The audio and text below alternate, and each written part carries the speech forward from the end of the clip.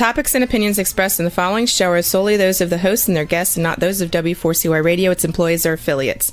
We make no recommendations or endorsements for radio show programs, services, or products mentioned on air or on our web. No liability, explicit or implied, shall be extended to W4CY Radio or its employees or affiliates. Any questions or comments should be directed to those show hosts. Thank you for choosing W4CY Radio. Welcome to the Ask the Expert show on W4CY Radio and Talk4 TV, where we bring you educational information from top local experts in the fields of legal, health, financial, and home improvement. Now sit back and listen to experts in family law, association law, hearing loss, business brokers, home care, along with many other topics. Now here are your hosts, Steve-O and Sophia. Hey, good morning, South Florida. Welcome to another Ask the Expert show. Getting a little raspy this morning. Already had one show this morning. I got to tell you, our next expert, this show has become so popular. And after you listen to Attorney Andrew Rosenberg one time, you'll see why. We've actually now extended the show to the entire East Coast of Florida. So we go way up north now in promoting this show because we were getting letters from Vero Beach, people telling us how much they enjoy the show. This is a great show because we've got such a great expert. We're talking about estate planning today. And the reason why is people have congratulated us. I wish they would write Andrew, but they write us telling us how nice it is to be able to understand an attorney, and they love the personality. Welcome, Attorney Andrew Rosenberg. Hey, Steve-O. Good morning, guys. How's everyone doing today? Bro, you are getting a fan club, I got to tell you. And actually, we had someone write us that said they've seen your podcast you do. I think it's on YouTube. Yeah, I don't know how the hell I do any of this stuff. I have my staff. They just tell me where to go and I do my thing and then they put it all up because I'm too old to understand any of this crap. Yeah, right. Andrew, I got to tell you, people love your personality, first of all, but they really like the way you break such an intricate estate planning down and you make it so easy. And, you know, we have an older demographics, and that is so important. Yeah, no, you know what? Listen, Steve, I'm now officially old. I'm 57 years old, but it's taken me 30 plus years to, I think, get to a point where over these 30 years, I've really tried to make sure that it makes sense to my clients. And when I do my workshops and all that stuff, I try to bring it to, listen, this stuff can be pretty complicated, but I really want to bring it down to a level that makes sense so that everyone understands it. And that's really important to me. So it's nice to hear that you're getting feedback from that. I appreciate it. And you've got a workshop coming up too. I do. I have one coming up this coming Wednesday, actually, Yes. in Coral Springs. Yeah, at Total Wine in Coral Springs, right on University Drive in that area. And it's usually about an hour and 15 minutes to an hour and a half. And we talk everything estate planning. And it's really in a give and take. I let my people that are there that come to ask tons and tons of questions. And I sit there and answer questions all hour and a half along, as well as have topics to go over. So it's usually pretty entertaining and informative, which is what I want for my clients. What time is it again, Andrew? It's going to be this coming Wednesday. 5:30 is when it's called for. We usually, it's Florida time, South Florida time. So no one freaking shows up on time, Steve-O. So I know. Usually, I call for 5:30. We usually start at like 5:40 because I got people showing up 10 minutes into the workshop before, and that's usually when I get going. So I try to do it from about 5:30, 5:40 to 7 o'clock. We're done. I don't care if we're done or not. I'm tired. I want to go home and eat dinner. So we're done by then. Well, Coral Springs Total Wine's so easy to find. It's right there. It's on University. I know the place well. It's a great center, and we'll also announce this towards the end of the show. Andrew, tell people about your firm. So the firm is been around for a long time. I live in Weston, but my office is in the Coral Springs area, right off the Sawgrass and University Drive in South Florida. And the law firm consists of me. I'm the only attorney. I've always been the only attorney, and that's by choice because I know that I hear people all the time that they never meet with the attorney, they never speak to the attorney, all this crap. And I'm like, I never wanted that to happen. So the buck stops with me. So if someone wants to speak to the attorney, it's me.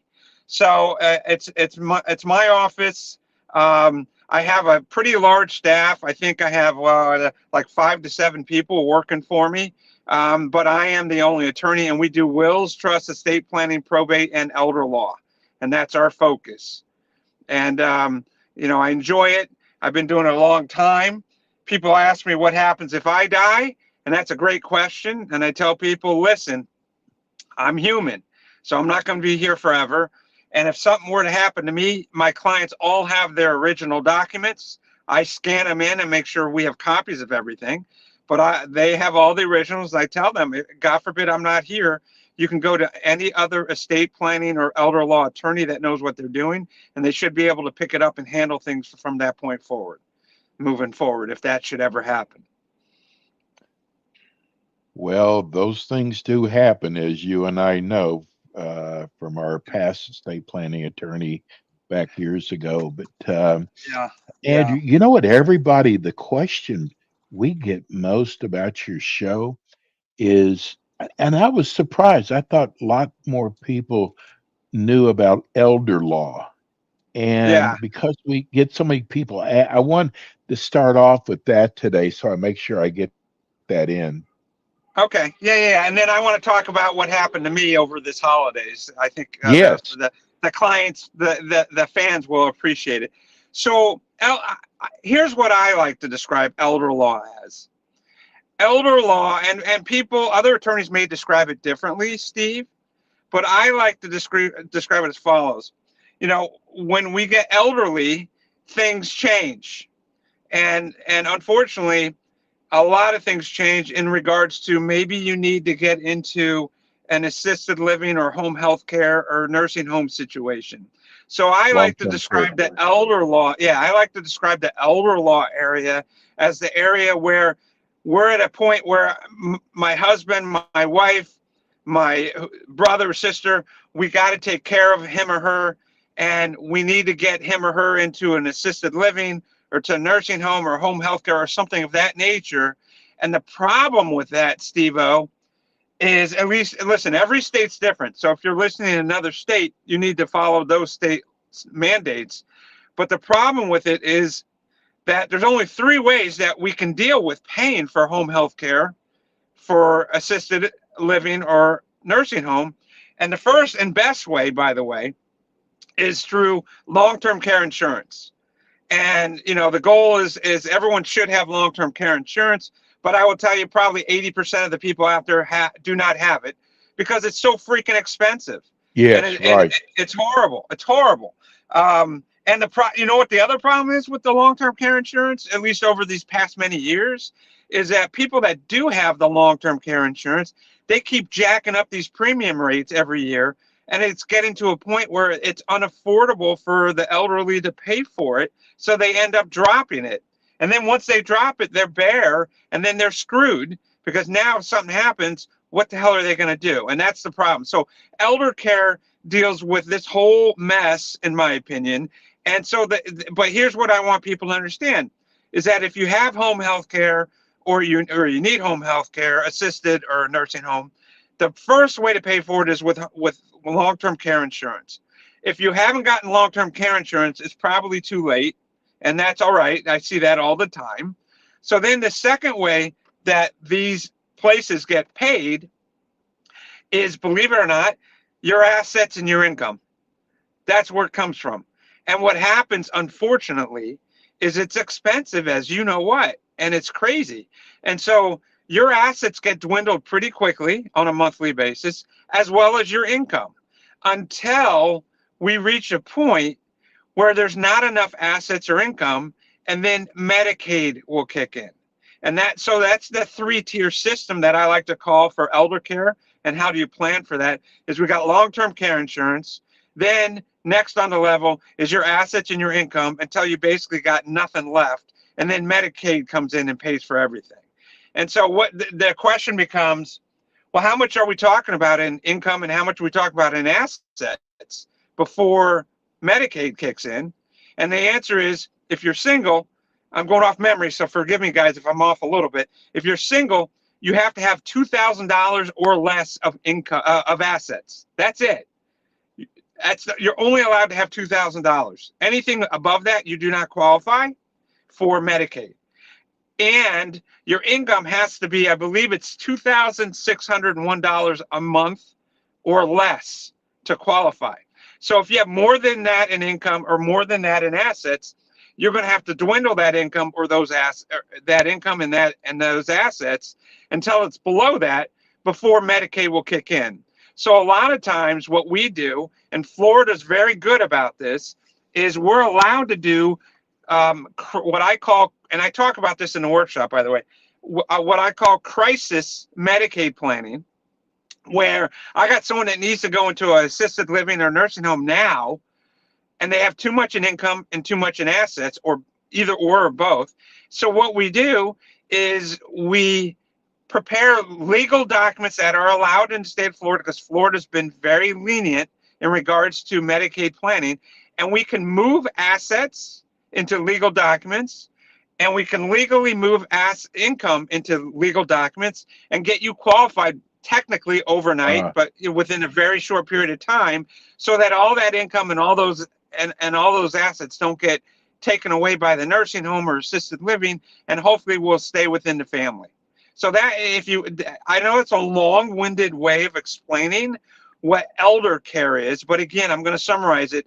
Elder care is dealing with, in my opinion, is dealing with the time when you need help, when you need home health care, assisted living, or long-term care, and how do you pay for it? And is it through long-term care? Is it through your assets and income? Or can we plan to hide legally your assets and your income to get you qualified so that Medicaid pays for it? That's different than estate planning. Estate planning is dealing with death and disability and all those other things, but elder care is more specific and dealing with like nursing home and assisted living situations. Did that help? Yes. You know, the sad part is, Andrew, we're here in South Florida and we do 3 major HOA condo shows here in Right. South Florida. And, you know, the people who are in these associations, which are many, many, many, many people, are having so much trouble now with their finances. I mean, Yep. it's really bad down here in South Florida. I mean, we get Yeah. the letters. So, but it's so important. And this is the part of the show about planning. It is the most important thing. And one of the things you told me in the beginning, which I loved, is you said, I want to keep my clients out of probate because probate can get really expensive. And, Yes. you know, you do this, I mean, you do this to make a living. And here you are telling people, I want to keep you out of probate. I thought that has stuck in my mind for so long when you said that to me. Yeah. I mean, listen, I handle probate every day, Steve-O, but it's not something that I want to do, because if it's my clients, my goal has always been to avoid that situation. And maybe it's being penny wise and pound foolish. I don't know. But I've always believed that if I do the right thing for the client and for the family, and we avoid a long-term legal mess where I get paid a lot of money, but I get paid up front a little bit, to do the right thing, then in the long run, I'm going to get a lot of business because I'm doing the right thing. I can put my head down at night knowing I sleep well, and although I don't sleep that great, but but knowing I've done the right thing, and then I get a lot of referrals and recommendations because of that. And I think I I have a ton of Google reviews. I think over 430 or so 5.0s Wow. because I'm just trying to do the right thing. Probate is a freaking nightmare, and it's a disaster, and it's expensive. And if I can, any way I can try to avoid it for my clientele, that's what we do. So yeah, I've always believed in that process. But listen, Steve, I got to tell you a story. I want to hear it. Okay, so we've had the holidays. Obviously, we had Passover. I'm Jewish, so we had Passover, the Yes. 2 nights of Seder, and then we had obviously Good Friday and Easter yesterday, and all this stuff. So listen to this crazy story. How everyone's going to appreciate this, and I'll bring the legal into it. I promise you. So, so I was doing some work in the house about a week and a half ago, and I got up the next day, and I had major lower back spasms, like I've never had before. Like I told my wife, I said, I think I'm officially getting older because I was doing stuff, and I think I was just in a weird position, and I woke up with horrible back spasms, and it kept getting worse and worse during the week. And then this is right before Passover, so this is Saturday was the first night of Passover last week, and it was at our house. We had like 25 people over, so we're preparing for all this, and I'm having this major back pain. And Thursday night of that week, I realized that at the last minute, I'm like, oh my God, this is not strained muscles. I'm having a kidney stone. And by Friday morning, 2 or 3 in the morning, I actually passed the kidney stone. Unfortunately, I've had about 12 to 14 kidney stones. I'm prone to these kidney stones. I'm doing everything I can to avoid them. So I have the kidney stone right before the holiday. I'm all excited. I'm like, oh my God, I'm done. I don't have any more pain. Own, Andrew? Yeah, I passed it on my own. I've always passed it on my own. So we get through that, and then Friday, preparing all day for the Seder. Saturday, people come over. We have a great Seder Saturday. Sunday, we have another Seder at a friend's house, and it was fantastic. I get up Sunday, and I'm exhausted. I get up Monday to go to work. I'm exhausted. I'm working all day, and I just didn't feel right. So Monday evening, I kept getting worse and worse, and I looked at my wife. I said, I got to go to the hospital. She goes, what's wrong? I go, I think I got a kidney stone again. And so we went to the hospital we went to the hospital. It gets better. We went to the hospital on Monday night, and I was in a lot of pain. They ended up doing a CT scan and everything else, and put me on. They couldn't put me on I forget the medication. I forget the medication that they always put you on when you have kidney stones to help. They couldn't put it on because they found out that I had a 6 millimeter stone that was moving, that was stuck. Wow. In my ureter area, and they said that your kidney's starting to get backed up a little bit. So they gave me morphine, and they said, listen, try and drink a lot of water and go home, and if you feel sick, come back, and then we might have to admit you. So I went home that night, and I did whatever I did. I got up Tuesday, went to the office, worked Tuesday, had a full day of meetings, and by 12:30, I was ready to pass out. I was in so much pain. And in the middle of a client meeting, I looked at her. I said, listen, we got to reschedule. I'm going right to the hospital. So I drove home from the office, which was about 25 minutes to the house. My wife took me to the hospital Tuesday afternoon.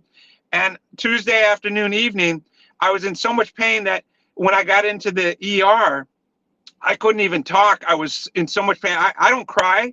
I was ready to cry. That's how much pain. I've had a heart attack, Steve-O. Were you at Cleveland? I was at Cleveland Clinic in Weston. Yeah.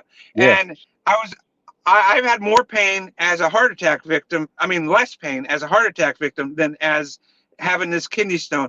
And I was at the point where I was ready to roll on the emergency room floor because I was in so much pain. And they yelled at me, you can't roll on the floor. It's illegal, blah, blah, blah. So I'm like, okay, listen, guys, I'm in pain. You got to take me back. They took me back. They ran the CT scan again, and it showed that it barely moved. And it showed that my kidney levels were going in the wrong direction quickly.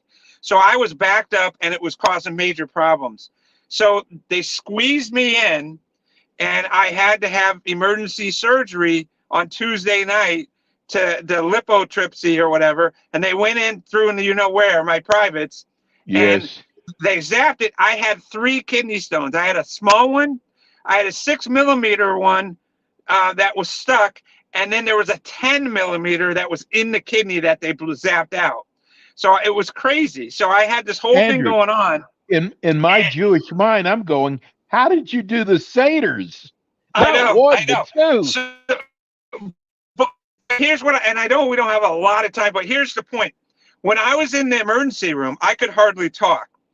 I had at Cleveland Clinic, they had on file, because I did this in advance, they had my healthcare directive, my living will, and my HIPAA documents all on file in the system, and my wife could do all the talking for me, and they had everything in place.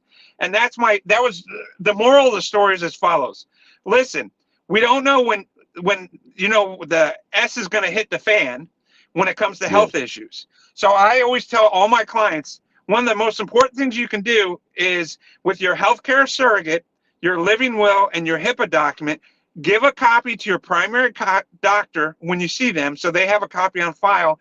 And if you have a hospital that you go to on a regular basis, I live in Weston, Cleveland Clinic is the major hospital here. I went to Cleveland Clinic many years ago and I gave them copies and they scanned it in and they had it in the system. So when they pulled my name up, they already saw it and they knew who was in charge. Right. So the moral of the story legally is you need to make sure you do that if you can. Some hospitals won't hold it, but most will because they want to have that on file. So you need to take care of that. The other moral of the story is, how do I get rid of kidney stones? Because I'm prone to them, and that's why I'm actually in the car waiting because I have an emergency meeting to take out the stent right now, thank goodness, but also to meet with a nephrologist to figure out what we can do diet-wise to get rid of this stuff. Exactly. Oh my God. You know what people say, they love your stories. I don't know if they were ready for this one. This is incredible. True. It's a crazy story, and I've never been in this much pain, ever. Andy, tell people how they can reach you and about your educational workshop that you're going to be doing on Wednesday. Yeah. So we have an educational workshop coming up Wednesday, 5:30 at Total Wine in Coral Springs, Florida. Again, Wednesday the 21st at 5:30 Total Wine. It will be about an hour and 15 minutes to an hour and a half meeting. Question and answer session, very informative. People love the workshops. It's called Estate Planning Essentials. We're going to talk about all sorts of stuff there. And if you need to call to make a reservation, or if you want to contact my office to make an appointment with us, the office number is 954-755-7803, 954-755-7803. Hey, get better, okay? We need you. Get better. I'm hopefully going to be better in the next half hour when that stent gets taken out. Absolutely. Andrew, thank you so much, and we'll see you in 2 weeks. You got it, buddy. Have a great rest of the day. God bless you, bro. Bye now. That's attorney Andrew Rosenberg. Oh, my God. You know, people, you write about how much you love his stories. I bet you weren't ready for that one. Hey, that's going to do it for us today. We'll be back again with you next week with more Ask the Experts. Thank you, Rebel. We'll see you soon.